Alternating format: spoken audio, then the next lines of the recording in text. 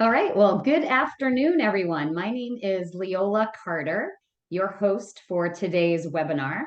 I am a SCORE mentor in the Minnesota division, where we have over 90 volunteers serving Manatee and Sarasota counties. I am also on the education committee and excited to bring to you today's presentation on tips for writing successful business plans with another SCORE mentor, Hal Shelton.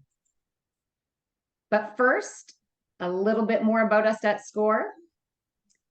We are a nationwide nonprofit organization that's an independent part of the Small Business Administration.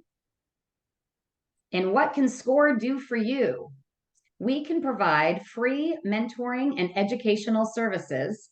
We can help you in all stages of your business thought process, right from the initial startup idea that you may have all the way up to selling or closing your business. You can find us at score.org/Minnesota, where you could request a mentor or sign up to be a mentor. And today would not be possible if it weren't for our community partners and sponsors that we have listed here. And now, I will stop screen sharing. I believe it is time to introduce Hal Shelton, who is an author of an Amazon best-selling book, Secrets of Writing a Successful Business Plan. And I just told Hal a few minutes ago that my very first business plan, my dad wrote for me. So I'm going to see if I have learned anything over the last 28 or so years. So I will stop sharing there, Hal, and you can begin and take it away. Okay, can you see that? Not yet. So far, I just see us. Okay,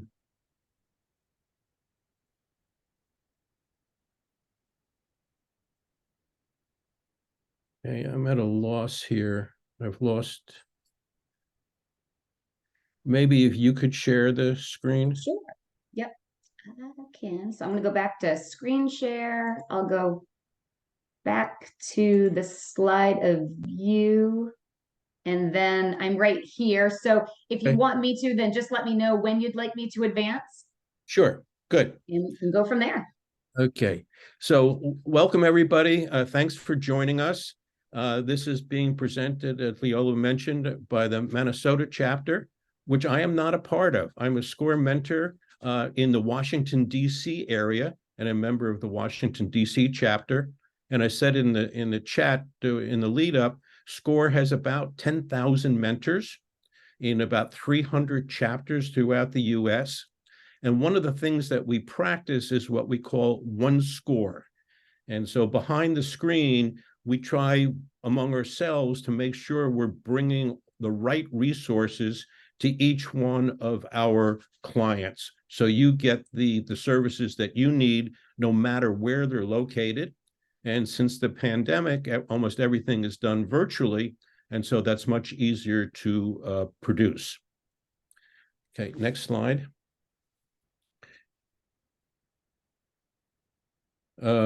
This just repeats some of the things that Leola mentioned.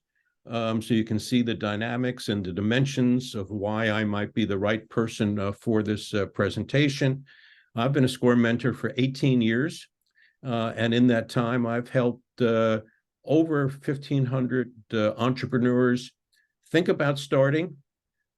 Many actually do start a business after going through the business plan and seeing that it's a viable thing to do, and then growing the business. Some clients I've had for over 10 years as we continue to develop their business, and in a few cases, actually selling their business. I'm an active angel investor, and you should know that SCORE has very tight and strict ethics standards for its mentors, and that mentors in no way can benefit from a relationship with a client, and that ensures that you get the best advice possible. There's no hidden agendas, and the way that translates for me is I cannot invest in any company in which I have a SCORE relationship with. And we've talked about the book, And previous to SCORE and my angel investing, I spent 20, 30 years as a CFO of both publicly traded and nonprofit companies, including SCORE, which is a nonprofit, and I was on the board of SCORE for 9 years. Next slide.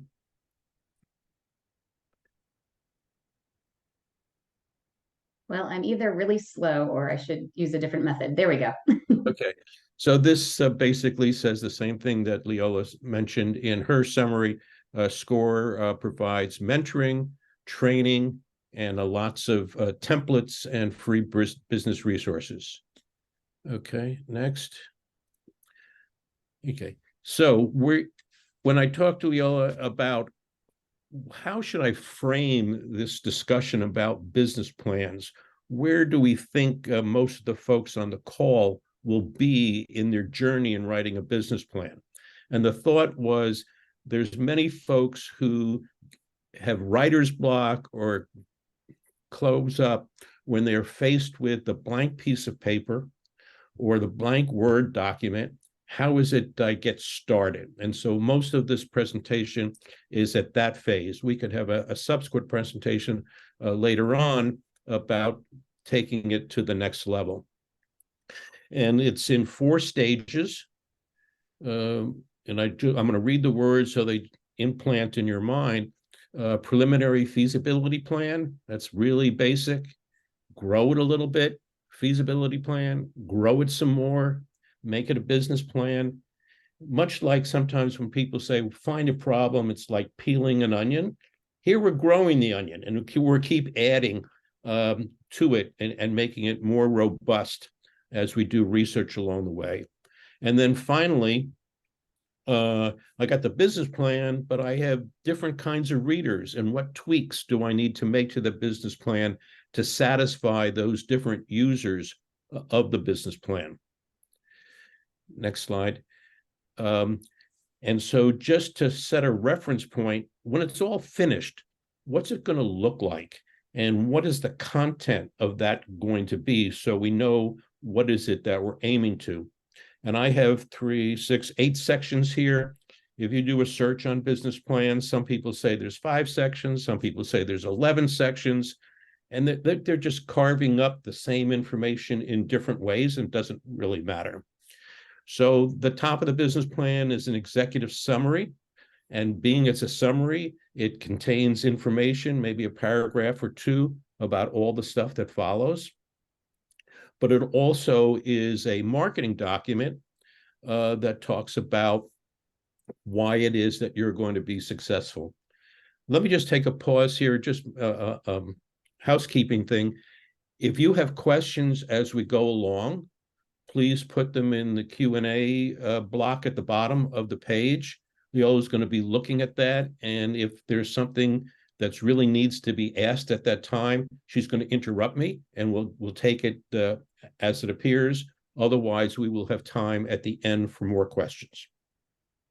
Okay, executive summary is no more than 2 pages, and we're going to spend some more detail later on talking about that. The next section, and really important, and we're going to repeat many times, is the value proposition. This is a technical term, and it means what problem, what customer problem, and I underline customer, what customer problem are you solving uniquely that someone wants to pay for or engage in you? Okay, it's really important, and you got to get that right. Otherwise, the rest of the stuff down the page really doesn't matter because you're solving the wrong problem. We're going to talk more about value proposition.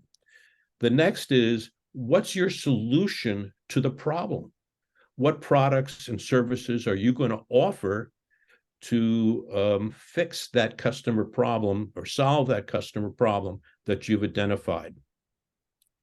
Then there's a lot to do about the market. What's the market size? Is this, at least from an economic point of view, a problem we're solving? Is it big enough? Is the market big enough to have you as the new person on the block offering products and services? Who's your competition? Are they local? Are they international? Are they regional? And sometimes people say, I have no competition, which is a non-starter because everybody does. Sometimes if the products are not the same, you're at least competing for someone's wallet. Important, who's your target client? And get a profile of those. And we're going to talk more about that, as well as then what we call the go-to-market. How is it that you can find your target clients? How can you engage them? And how is it that you can convince them to buy your product or service? All companies need the people to run them.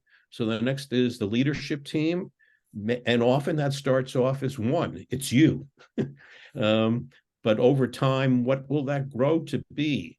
If you're doing something on technology, do you need a technology person? This is a marketing company. Do you need a marketing expert? And over time, what does the organization look like to be successful? Operations is a catch-all for a lot of things. Is this virtual? Is this brick and mortar? What are your hours of operation? What is your return policy? On and on and on. And it's all the nuts and bolts of how is this going to work. The next section is fairly short. It could be a paragraph. What's the legal structure of your company that you're proposing? Are you a sole proprietor? Are you an LLC? Are you an S Corp, a C Corp? Who are the owners? And maybe to begin with, it's just you and you're 100%? Or do you have partners? And how is it that you've divided up the ownership? And the last section is the financials. You're going to create financial models. We'll help you with that. And what's the results? What does it look like 1, 2, 3, 4 years out? And you will really want to know this to find out if this is viable. Does this work? Do you make a profit? Do you have cash flow?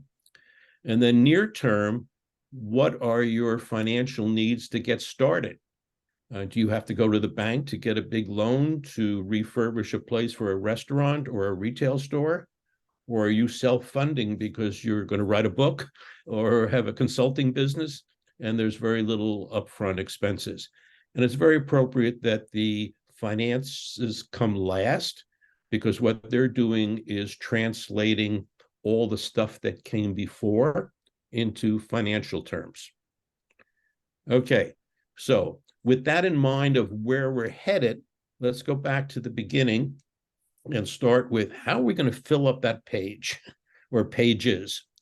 And so the first phase is the preliminary feasibility plan.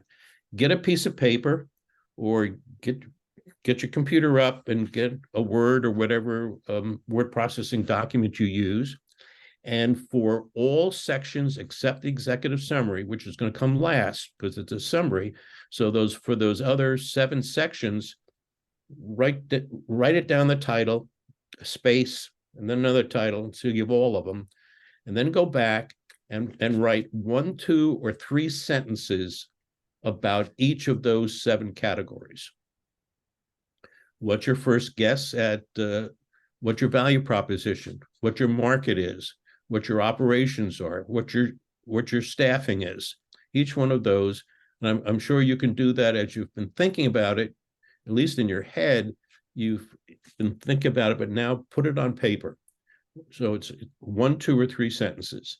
And not a surprise, or maybe it is a surprise, the next thing is stop, pause, get out of your chair, take a walk around the block, feed the dog, or whatever it is, go engage in something else. Now, your head's not going to stop, but I want you to stop trying to key in things and write things, okay? You need a pause, okay? And while you're thinking, then when you come back, and it could be hours later, a day later, next week, it's not important, the length of that pause. The first things I want you to work on is take another try or 2 on this value proposition. What customer problem are you solving uniquely that someone wants to pay for? Then I want you to start thinking about and doing some research on that whole market slide.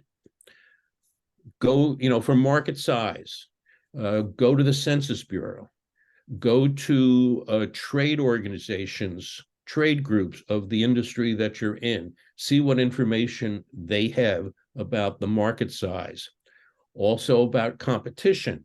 Now, it's easier if you're having a restaurant or a retail store, stand in front of your competitors across the street, see who goes in and out, how busy are they, count the traffic, take a look at who's going into the store for their target clients. Are they all women? Are they all men? Are they teenagers? Are they old? Do they drive up in their Cadillacs or their Mercedes or their bicycles, and really trying to understand who the competition is and what kind of target clients you might have. Then if you are doing this with a team, with one or two members, I would suggest to you, and at the end I'm going to have a reference for this, use the Lean Business Model Canvas. This is a process Eric Lees, I think his name is, developed several years ago, and it's a visual on a whiteboard or a big poster board. You take the 7-9 sections of the business plan, each one gets a rectangle on that board, and then each member of the team has a pad of Post-it notes, and you write down what you think the answers are, and you go up to the board and you paste and put up your Post-it note. Okay. And I've seen this work really effectively. I had a clients in Virginia, and they were developing a ride share app. And this was for kids who needed rides to after school activities when their parents were not available to do it. And so key on their mind was safety. Key on their mind was how they were going to compensate the parents who were driving. They were in Virginia. They're go back. Okay. They were in Virginia. Their head of IT was in London, England, and they had outsourced the development to a group in India. And while on the surface, they all spoke English, the words meant something entirely different to each one of the three groups. And so what they did was they all got on a plane and they met at a hotel room outside of Heathrow Airport. That was sort of the center. And for 2 days, they worked on this Lean Business Model Canvas and really came up with an understanding and level setting expectations of what it was they're about. Over time, the Lean Business Model Canvas, because it's been successful, they've had some offshoots. And one of the key offshoots is called the Value Proposition Canvas. I said we're going to come back to that word, because what they found was when everybody was putting up the sticky notes, Post-it notes, it was all about the marketing and where they had the differences. And so this value proposition canvas is really important. And I am now giving to my SCORE clients this exercise, the value proposition canvas. And again, I'll have a reference for it. And what you'll find has two sections. On the customer side, it said, what are my potential customers? What do they do? What are their tasks? What are their jobs? And then what are their pain points in doing that job? And if they do it well, what are their gains? And take some time, but you can then really figure out what the problems are, and that's the problems that you're solving. And then on the company side, you can respond in writing, how are you going to relieve those customer pain points? How are you going to help them with the gain creators? And from that is what products and services do you need to do that? So it's a very effective, very good process to follow through, and I recommend that you do that. Okay. I think we need to go back to, yeah, here we are. So now Oops, we sorry. had I'll the change no, back. they're right.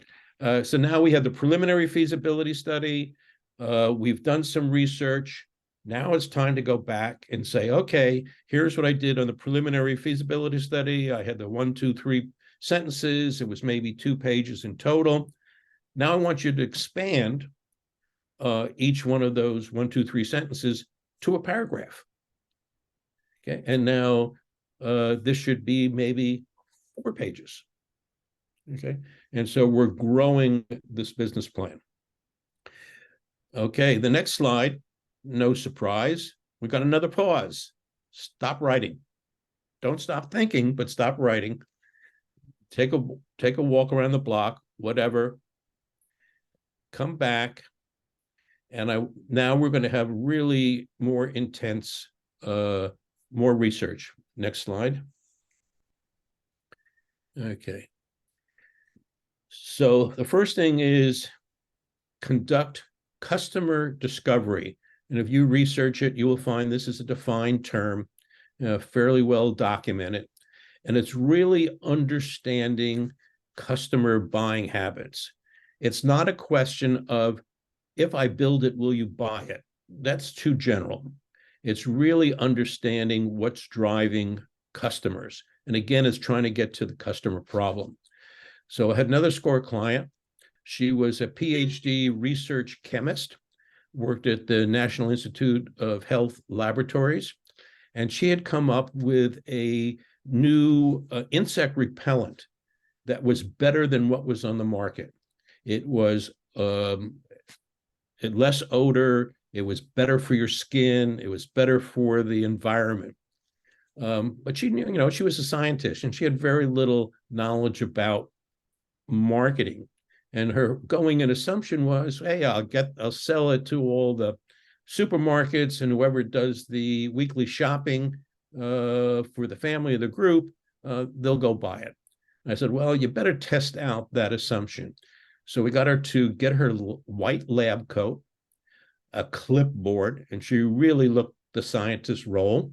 And she stood in front of what we have here is the REI outdoor stores. I don't know if you have those in where you're located, but some big outdoor store. And she stood in front of the store and talked to people as they went in and went out. Surprisingly, people were very happy to talk with her. And she really just asked questions, testing her assumption about who bought insect repellent. And what she found, for the most part, she was right. In 80, 90% of the cases, the weekly shopper bought it. But she found out that if there was an outdoor enthusiast in the family, in the group, you could be a canoeer, a camper, a hiker, a fisherman, a hunter, whatever, they wanted to buy their own insect repellent. And maybe it was odorless or oilless. I know I do a lot of fishing and you don't want to get oil on the fishing line. So you got to get a certain kind of insect repellent. And from that, she said, I now have to have 2 channels of distribution, not 1. And so customer discovery is very important. Keep working on your value proposition. Next is a challenge. Identify 10, it could be 8, that's not important, but a large number of ways that you're going to find and sell to customers. This could be everything from, I'm going to use social media.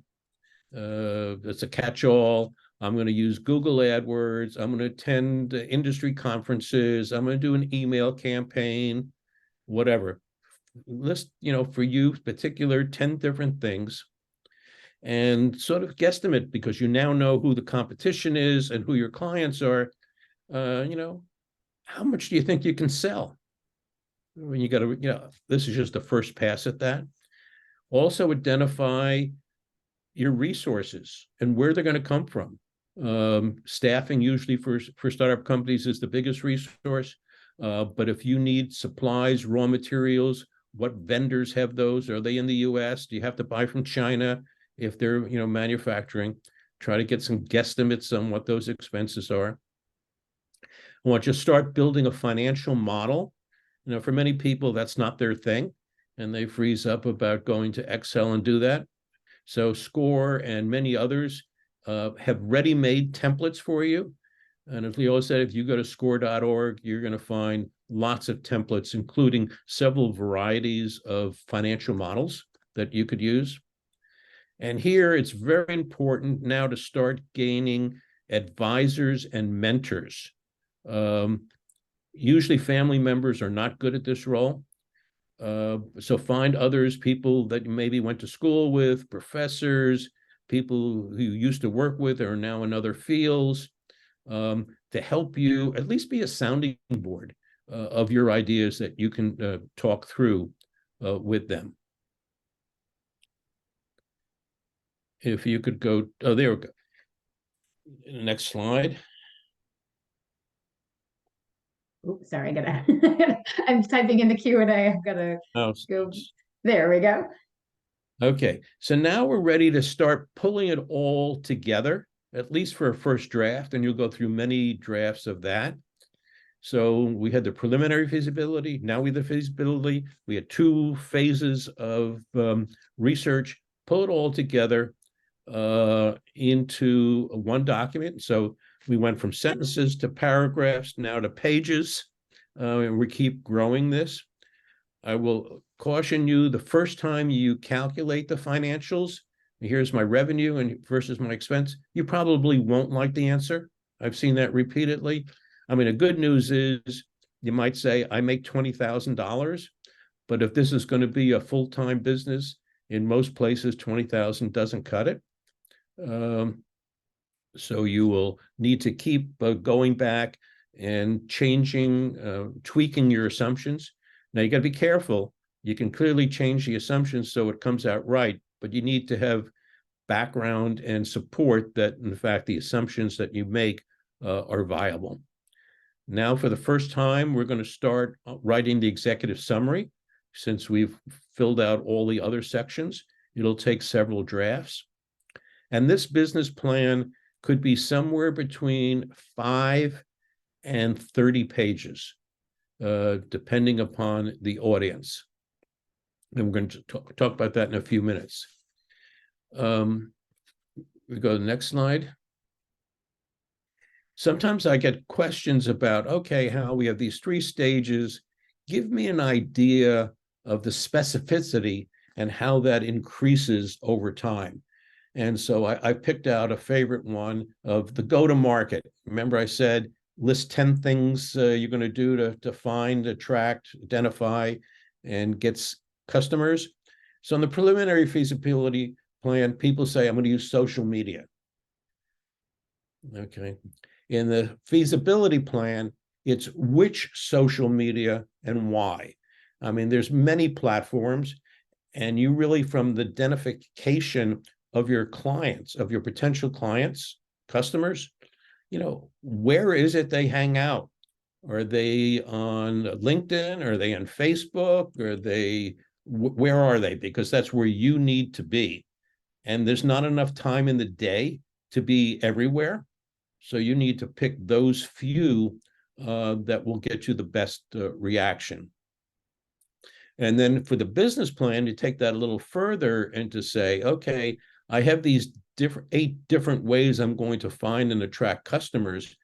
Make a guesstimate of how much time, because usually time is more of an issue than money.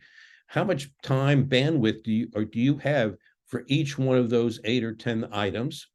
How much money are you going to spend, be it for Google AdWords or for copying and if you're sending out flyers? And then what do you expect to get back from each one of those 10s? How many customers can you sign up from that outreach? And what we'll find is all 10 of those won't work. Or if a few worked on day 1, they won't work on year 2. And so it's good to have some benchmarks, or at least expectations, so you can say, hey, this is or is not working I need to scrap that one and try something else, or I need to tweak it. But it's important to have those benchmarks. On the next slide, the executive summary. This delivers the message. It's the elevator pitch. So it really needs to be, and I'll repeat these words for emphasis, enthusiastic, concise, professional, and it drives the reader to read the full document. I mean, if you're going to a bank for a loan, if you're trying to get a vendor to give you good credit terms, if you're trying to hire a key employee, and they say, oh, tell me about your business plan, where you're going, and you dump it on their desk. You know, if you're the small business loan officer at the bank, you got 40 or 50 of these on your desk, and you scan the executive summary. And if you're not excited, you're not going to get anywhere. You're not going to read the first page of the business plan. And so you really need to drive people to read more, get that value proposition into 15 words if you can. And there's nothing magic about 15. Can you get it into 2 sentences? You got to summarize. You got to be a little brash here and a little boastful about why it is that you're going to be successful. And it's no more than 2 pages, but it's more than 1 paragraph. And I've had a number of clients give me their business plan, and it is 1 paragraph. You can't say it all in 1 paragraph. It's okay to use charts. So a story on the ultimate in elevator pitches. When I was the CFO of a publicly traded company, it was a big company, energy company. I had a insurance broker who helped me with all the business insurance that I needed to get. And we're spending, quite a lot of money on this. She lived in New York City on the east side in the UN Towers building, right there by the UN headquarters. I don't know, she was on the 40th or 50th floor. She tells a story about getting on the elevator, and a few floors down, elevator door opened up. Elderly lady came in, doors closed, and on the way down. By the time they got to the ground floor, which was like a minute and a half, she had introduced herself to this elderly lady, who turned out to be Katharine Graham, then the owner of the Washington Post newspaper. And so she had explained to Miss Graham what she did, why she did it well, what she had to offer, and she got herself invited to come to Washington, D.C. and pitch the insurance business for the Washington Post, and she won it. And it's just, you have it down, it's clicks, you just know it, there's no pauses. You never know when you're going to have an opportunity to pitch your idea to someone, to share with it, and you got a minute and a half or 2, and can you get it out? And you can get it out if from the business plan you have honed your messages. Now, clearly in the business plan, they're longer, and they're written out, but it really gives you your talking points. Okay, you can see I get excited about that. Next. Okay, now I mentioned the stage 4 is I got a business plan, but I probably have different kinds of readers or different needs for it. So I need to tweak it. I need to develop it for the reader because I want the reader to make certain decisions and I want them to make them favorably.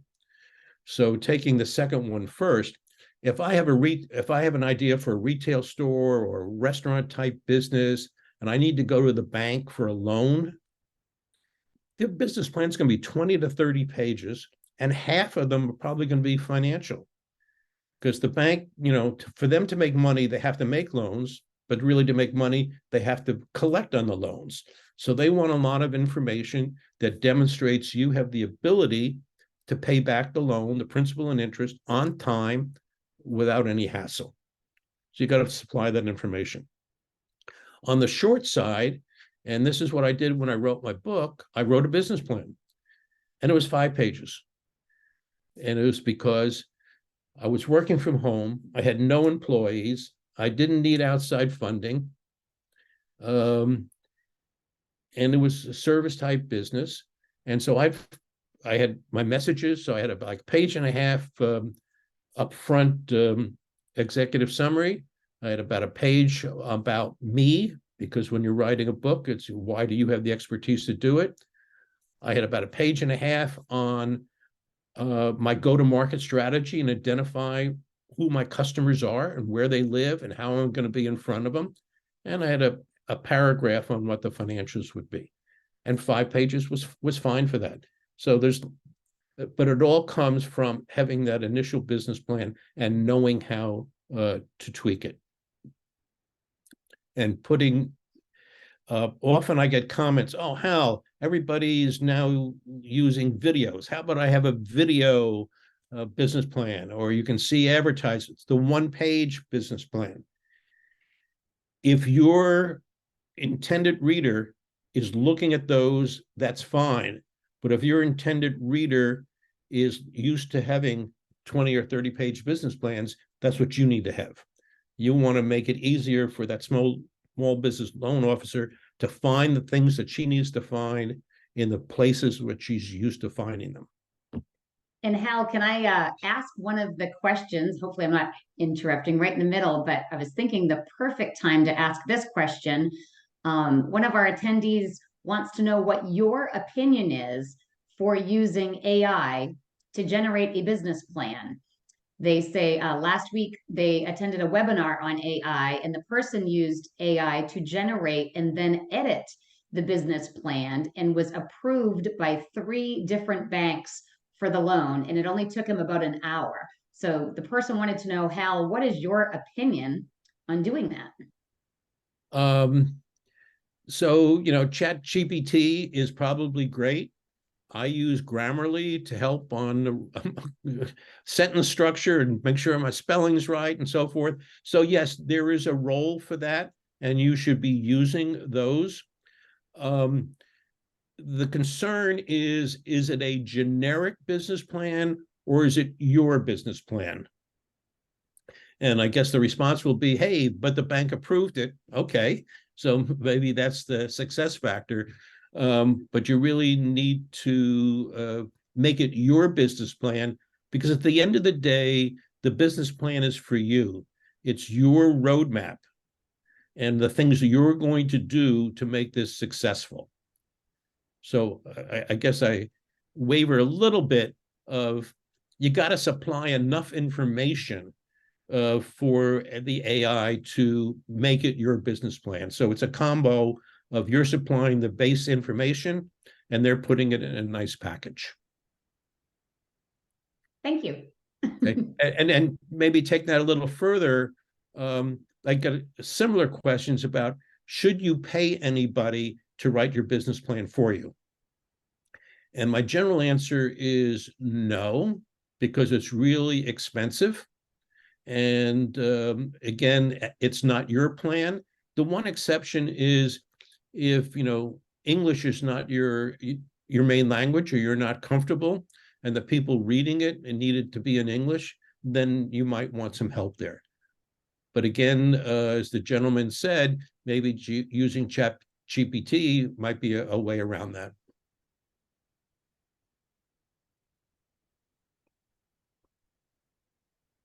Okay.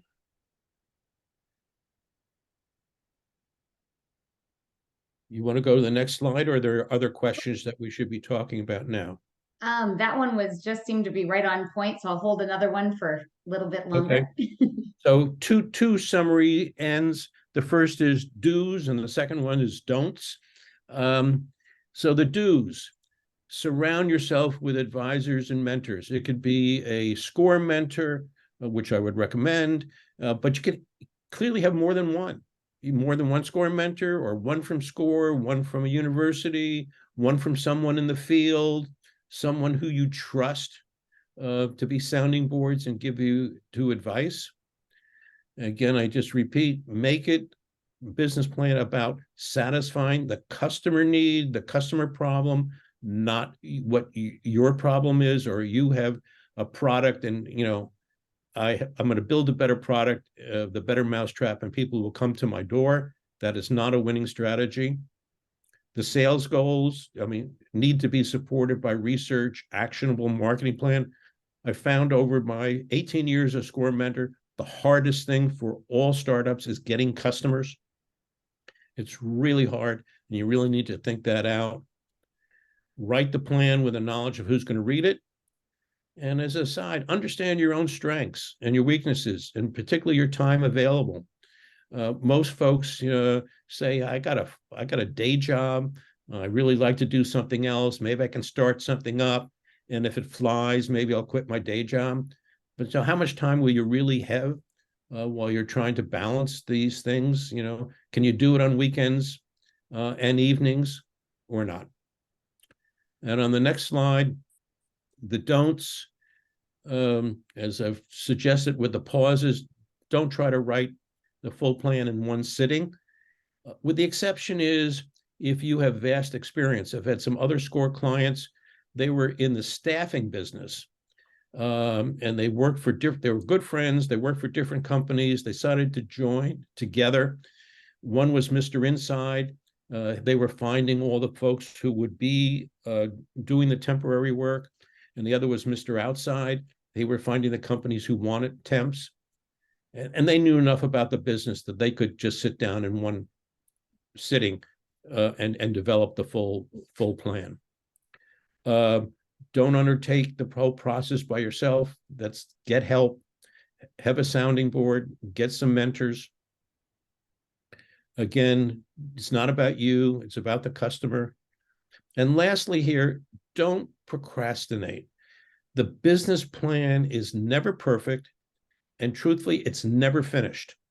You'll always be learning things. The competition changes over time. And there's a thing of don't let perfect be the enemy of good. And at some point, you got to say, stop. It's good enough for now. Let me go out and test it. And let me go out and try it. And then I'll tweak it going forward. Okay. Here are a couple of resources. Leola already mentioned score.org for getting local mentors when you're there. You can go to score.org from a national point of view, where you can either just request a mentor, or you can you can look at the 10,000 mentors available. Everyone has a profile. Some are better than others. And with all the filters that are there, you can find people in your geographic area, in your industry area, and lots of other dimensions. And you can pick one and say to the SCORE, I want XYZ as my mentor. And they'll go through that process and see if they can make that work. You'll also find at score.org lots of templates. We did mention the financial model. There's webinars, there's podcasts, there's blogs, all about how to start a business and operating a small business. And in the next edition of this, which I will send to Leola, which you'll mail out to you, I do have two other resources. One is for that lean business model canvas, and one for the value proposition canvas, which we'll add to that. Excellent. And that was one of the questions in the Q&A earlier, if they would receive a copy of these slides. And yes, the answer is yes, you will receive a copy of these slides and the video presentation, and that will come in your email in just a couple of days to all participants for your review. Okay. And I do have a couple of questions in the Q&A. Would you like me to read those? Please. Okay, so this one I'm not, if you don't understand, I will reread because I got a little lost in it. But is there any specific tool to track your audience or traffic with the strategies you choose to advertise your business? Is there any specific tool to track your audience or traffic with the strategies that you choose to advertise your business? The answer to that is yes, and it's a full range of them. You can get a lot of traffic from your website. if you use Wix or GoDaddy or one of these, how many people have come to your website? Where did they come from? Which were they organic searches? Were they come from Google? And what URL they used?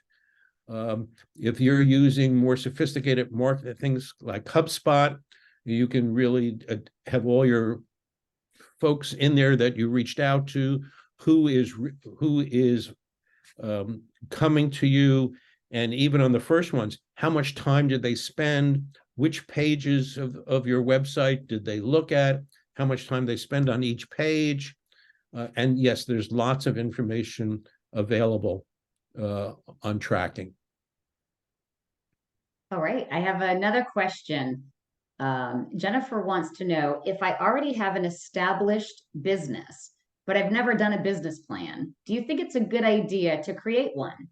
Or is more of a strategic marketing plan a better use of her time? She notes that she's had she's a sole proprietor for 21 years, but needs some new clients. And she's trying to finalize or create new services under her firm.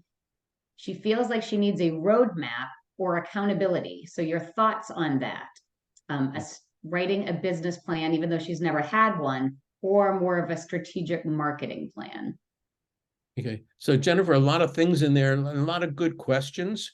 If you've been in business for 21 years, I don't know what kind of formal budgeting process you have or what you do at the beginning of each year of setting goals for your business for the coming year. So I would maybe challenge you a little bit. Maybe you didn't have a business plan in the detail I talked here in the last 45 minutes, but you did have some of the key points, I would imagine, in your head about where you thought you were going for that year. I think it's always good to have a business plan, even when you're in business. It gets updated. The updating process is a little bit easier when you're in business because you have some track record and you have information. It's a little harder when you're starting the business and it's all white page and it's all a guess of what's happening. And if your pain point is finding customers, then I would agree with you that having a sales plan and going back to this value proposition canvas about who your customers could be, what are their pain points, and how are you going to solve those pain points could be a very good use of your time. Excellent, thank you. And just to let people know, if you do have any questions for Hal, if you could type those right into the Q&A, we have a few more minutes to get them answered for you.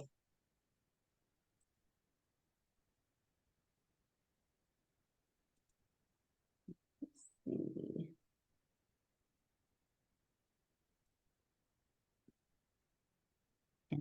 And I'll wait and see for just another minute if we do have any more questions, but I would like to thank everybody for attending our video presentation today. I will send you a survey. I believe I have that. Let's see. I will send you a survey so that you can let us know what we can do to improve or other topics that you may be interested in so that we could schedule other webinars on things that you are interested in and need to know. So thank you again. And if you have any other questions, you could type those into Q&A. We'll wait just another minute. And if not, have a great afternoon. And thank you, everybody, for your kind comments in the chat. You can see that I get excited about this subject even after doing it many years, because it's just so important to start your business on the right foot. As you were talking and you were discussing the value proposition, I was like, okay, so what is mine in the supermarket? I was like, feeding hungry people. My mind was spinning the whole time. Yeah, well, you can see some of that, the pain points. I don't want to go in the supermarket. It takes too long. The checkout's too long. And so now, you can swipe your own stuff and don't have to wait online. It probably takes longer, but at least you feel you're in control, and you don't mind that. And Yeah, so I did. I just took out one checkout and I put in 4 self-checkouts yeah. in my stores. And yep, exactly what you're talking about. And it just, and when you said it, it never changes and it completely evolves and you can keep adding on to the business plan. I've been doing this for over 25 years and it changes every day. And then people don't want to go in the store, and so now you make arrangements for call ahead and pick up, and all different varieties of that. Absolutely. Well, I don't see any other questions at this time. So, Hal, thank you so much. That was fantastic. And thank you to all of our participants. Have a great afternoon.